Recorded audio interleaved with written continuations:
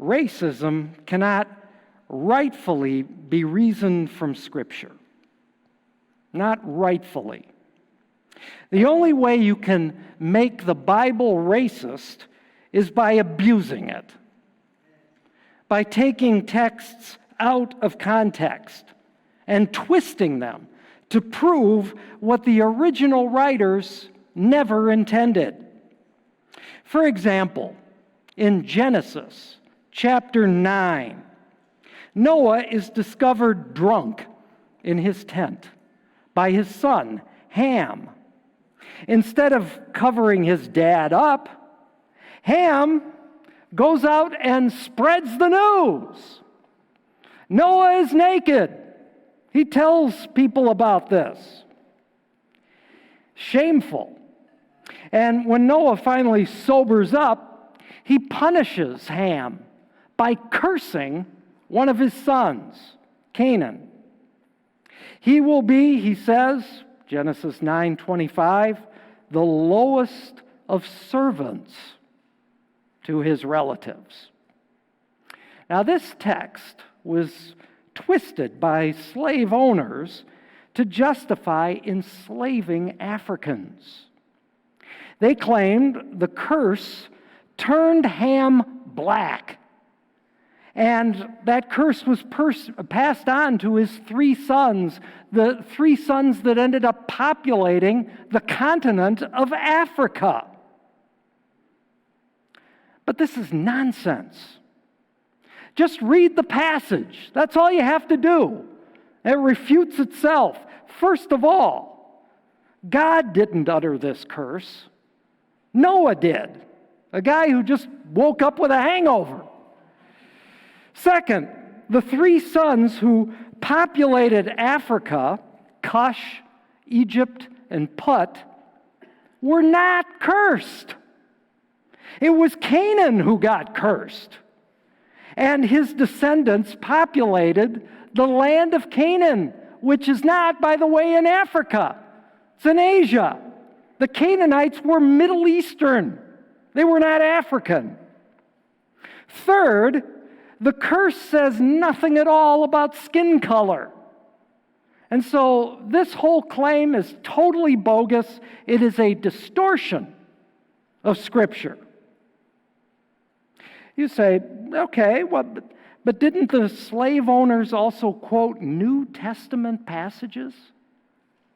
For example, Ephesians 6:5, slaves, obey your masters with respect and fear. But again, this is misapplied. Paul is talking to people enslaved under the Roman system of slavery, which was much different than the American pre-Civil War slavery. This had nothing to do with race or color. But you have to understand that Christians were the minority back then, and they could do nothing to change the system immediately. It would be like a Christian today living in a Muslim country trying to overthrow Sharia law. Not going to happen. And so Paul is urging the Christian slaves to get along with their masters, to help win them to Christ. The strategy was to bring one person to Christ at a time, to transform one person at a time. But in another place, look what Paul tells the slaves. He says, if you can gain your freedom, do so. I don't think the plantation owners quoted this verse very often. If you can gain your freedom, do so. The New Testament does not endorse slavery. No way. But say the critics, in the Old Testament, slavery was prescribed. It was built right into the system.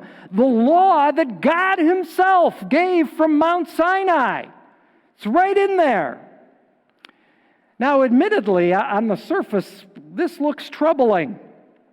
But when you understand the historical context, you see that slavery, and I think in this context, the word slave, it's eved in Hebrew, should be translated servant.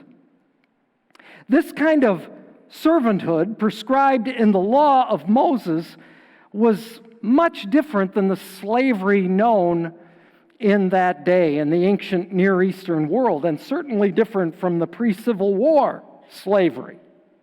How so? Well, let's look at slavery in ancient Israel. For starters, it was voluntary. Yes, it was voluntary. You sold yourself or a family member as a servant to pay off a debt. It was an ancient welfare system to enable a person to get out of debt, to work off their debt. Second, it was temporary. The longest you could serve would be 7 years, unless you wanted to stay there permanently. And then finally, C, it was safeguarded by strict rules that prevented abuse. In fact, the pre-Civil War form of slavery that we had here shamefully in this country would have been impossible under the Old Testament law if they had followed that. How so? Well, let's look here. You have it on your outline. 3 Old Testament laws that could have prevented pre-Civil War slavery if they had been followed. First of all, kidnapping is a crime. Look what it says in the book of Exodus, chapter 21, verse 16. And please help me out when we come to the yellow print. Anyone who kidnaps someone is to be put to death, whether the victim has been sold or is still in the kidnapper's possession. The pre-Civil War slaves got to this side of the Atlantic, as you know, by being kidnapped by unscrupulous slave traders. Sometimes they were turned over by African chieftains. But under the Old Testament law, if you did this, you ended up on death row. Next, injured servants must be released. In Exodus chapter 21, verses 26 through 27, it says, an owner who hits a male or female slave in the eye and destroys it must let the slave go free to compensate for the eye. And an owner who knocks out the tooth of a male or female slave must let the slave go free to compensate for the tooth. And so, you injure a servant, he's free. You kill him, you face the death penalty for murder. You could not mistreat servants under the Mosaic law. And then finally, runaway slaves must be protected. In the pre-Civil War form of slavery and in the ancient Near East, all the nations around Israel, slave laws, fugitive slave laws, said that slaves must be returned. You find one, you've got to catch him and bring him back to his master. Not so under the Mosaic law. Look what Deuteronomy chapter 23, beginning at verse 15 says. If slaves should escape from their masters and take refuge with you, you must not hand them over to their masters. Let them live among you in any town they choose, and do not oppress them.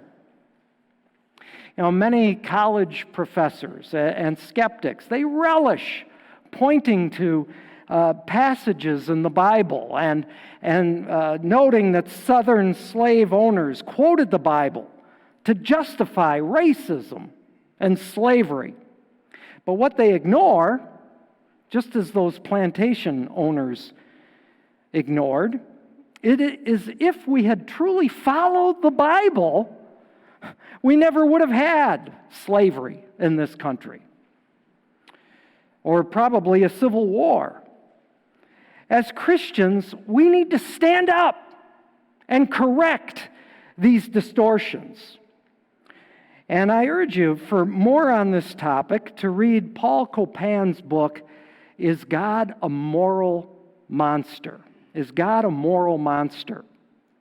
It's a good book. He deals with a lot of these issues, the Old Testament depiction of God and so forth. We Christians, we need to study up on this stuff so we can answer our skeptical friends and critics. We need to equip our kids. They're being taught all this distorted stuff in their schools and, of course, in the culture that surrounds us.